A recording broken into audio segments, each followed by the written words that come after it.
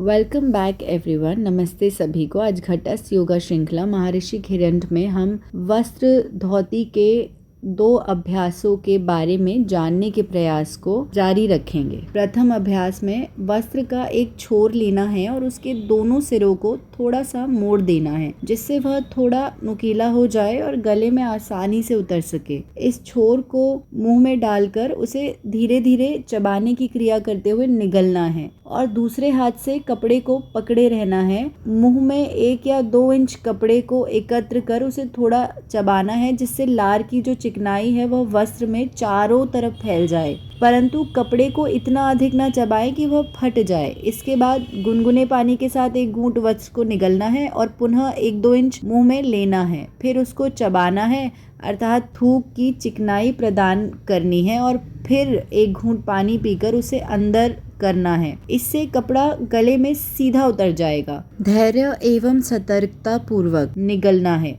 मुंह में अधिक कपड़ा इकट्ठा मत कीजिए, अन्यथा यह गुच्छा बन जाएगा और निगलने में दिक्कत होगी। थोड़ा थोड़ा कपड़ा ही गले में उतारना अच्छा है। और प्रारंभ में अभ्यास न होने के कारण गले में कुछ विचित्र सा अनुभव हो सकता है, जैसे कुछ अटक गया हो। और जब कपड़ा हमारे गले के अंदर हो तब हो सकता है कि हमें खांसी आए या गले में खरखराहट का अनुभव हो।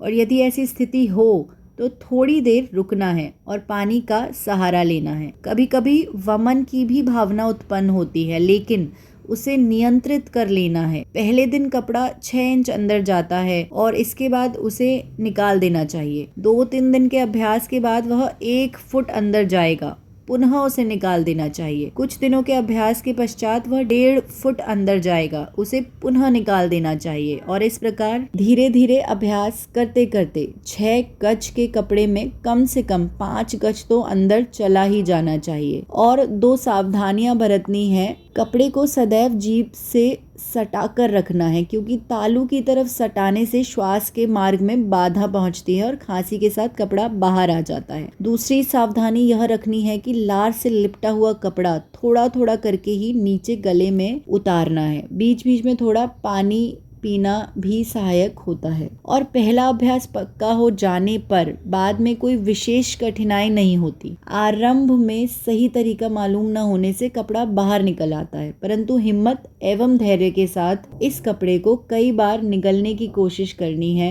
कई दिनों के अभ्यास के पश्चात कपड़ा अन्न नली में तेजी से सरकने लगेगा। इस समय इस बात का ख्याल रखना है कि कम से कम 1 फुट कपड़ा बच जाए। और दूसरी अवस्था में 5 मिनट से अधिक नहीं, कपड़े को अंदर रखकर नौली क्रिया का अभ्यास किया जाता है। पेट में कपड़े को चलाया जाता है ताकि वह कपड़ा पेट के सभी अंगों तक पहुंचकर कफ और पित्त को अपने में समेट ले।